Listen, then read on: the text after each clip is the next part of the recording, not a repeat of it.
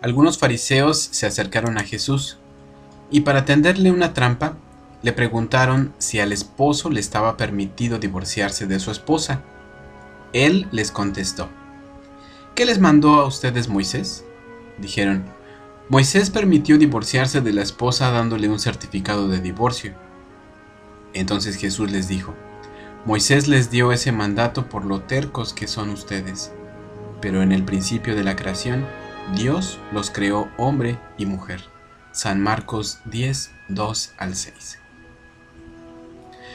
La noción de patriarcado hace referencia a las estructuras institucionales e ideológicas que mantienen y fundan la dominación sobre las mujeres y la desvalorización de lo femenino en cada cultura y sociedad.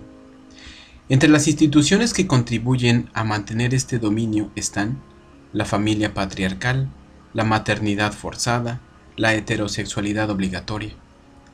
Estas situaciones parecen ir cambiando, pero según cada contexto histórico, político y económico, se renuevan y reaparecen nuevos sistemas de dominio y opresión. Esta forma de desorganización de las sociedades nos lleva a considerar que, con diversos matices, nuestros países son patriarcales en sus estructuras, instituciones, imaginarios y modos de relación.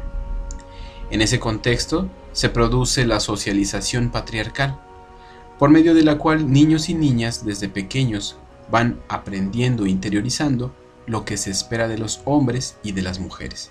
De alguna manera, todos esos elementos se articulan en una lógica de género cuya expresión más extrema es el sexismo. Fuente: Fondo de Población de las Naciones Unidas.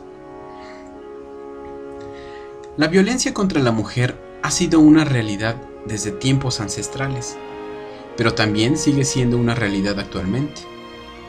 El pasado 5 de octubre del 2012, el presidente del Consejo General de la Ciudadanía Española en el Exterior, José Manuel Castelao, ha provocado una enorme polémica en España tras haber declarado que las leyes son como las mujeres, son para violarlas. Es penoso y lamentable que siga existiendo en nuestros días un pensamiento como ese, que solo refleja una grave distorsión en la relación hombre-mujer. Ahora bien, nos corresponderá a nosotros como seguidores del mensaje de Jesucristo analizar nuestras propias acciones para poder cambiar en nuestros pensamientos lo que debamos cambiar al respecto de este tema y propiciar de esa manera una mejor relación entre el hombre y la mujer. Pero, ¿cómo saber lo que Dios ha deseado para tal relación? ¿Crees que Jesucristo habló algo al respecto? Veamos. En la porción del Evangelio para este domingo, San Marcos 10, 2 al 9, Jesús se enfrenta nuevamente al juicio de los representantes religiosos de su época.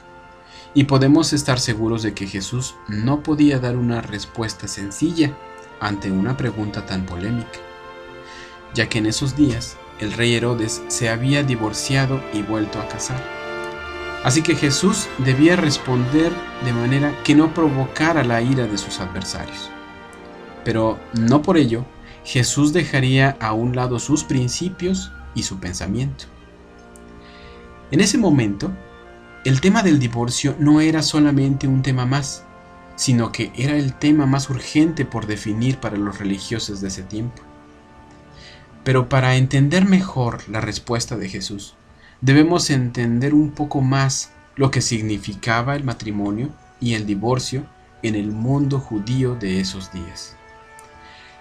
En primer lugar, el hombre era el sujeto de la relación y la mujer era el objeto. Así que la mujer no tenía derechos legales. Ella solamente estaba a la disposición del marido, pues él era la cabeza de la familia.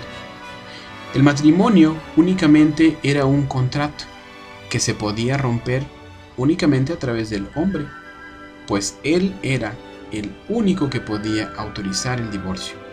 Por esa razón, el matrimonio era para la mujer algo incierto, pues podía quedar desamparada si el hombre decidía que se llevara a cabo el divorcio. Había únicamente 4 motivos por los que la mujer podía solicitar el divorcio a su marido: si él contraía lepra, si se dedicaba a un trabajo repugnante, si violaba a una virgen o si la acusaba falsamente de un pecado prenupcial. Mientras que el hombre podía divorciar a su mujer siguiendo la interpretación de la ley, que decía: si un hombre toma una mujer y se casa con ella, pero después resulta que no le gusta por haber encontrado en ella algo indecente, le dará por escrito un certificado de divorcio y la despedirá de su casa. Deuteronomio 24:1. Este texto de nuestro Antiguo Testamento tenía 2 formas de interpretación. Una de ellas era que la frase algo indecente quería decir únicamente adulterio, así que fuera de eso no había motivo para el divorcio. La otra forma de interpretación decía que esa misma frase podía significar que la mujer estropeaba la comida, si hablaba en la calle, si hablaba con un extraño, si hablaba irrespetuosamente de los parientes de su marido en su presencia, o si se le oyera en la casa de al lado. Otra interpretación, aún más extrema, decía que quería decir que un hombre podía divorciar a su mujer si encontraba a otra que le pareciera más bonita que ella.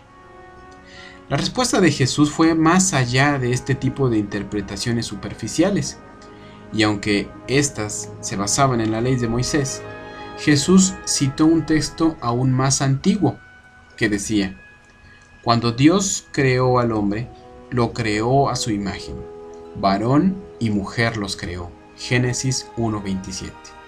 Y por eso el hombre deja a su padre y a su madre para unirse a su esposa, y los dos llegan a ser como una sola persona. Génesis 2:24.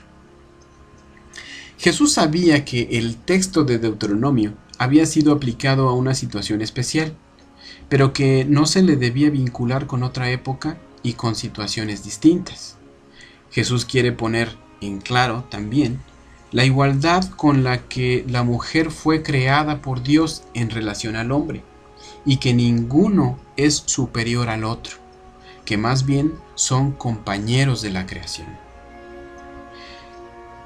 El Evangelio apócrifo de Tomás dice en su Proverbio 22: Jesús les ha dicho: cuando hagáis de los dos uno, y hagáis el interior como el exterior, y el exterior como el interior, y lo de arriba como lo de abajo, y cuando establezcáis el varón con la hembra como una sola unidad, de tal modo que el hombre no sea masculino ni la mujer femenina, cuando establezcáis un ojo en el lugar de un ojo, y una mano en el lugar de una mano, y un pie en el lugar de un pie, y una imagen en el lugar de una imagen, entonces estaréis en el reino. Ahora podemos ver con mayor claridad lo que Dios a través de Jesús nos dice: varón y mujer. Jesús no hablaba de separación o de diferenciar a uno con el otro. Jesús hablaba de una misma esencia, una esencia adherida entre el Creador y la creación. Un mismo ser, un mismo sentir, un mismo objetivo, un mismo camino, una sola fe, una sola fuente de amor. Para Jesús solo existe un solo género, el humano. Para Él solo existe un único ser. La diversidad de sentimientos poseen un mismo principio.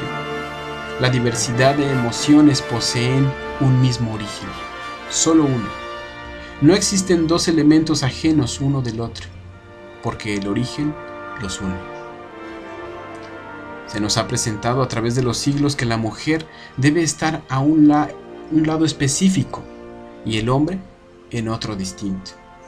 Pero cuando profundizamos en las palabras de Jesús, descubrimos que esas exposiciones salen sobrando, porque el hombre y la mujer es un único ser, una misma esencia, una misma fuerza, una misma vida.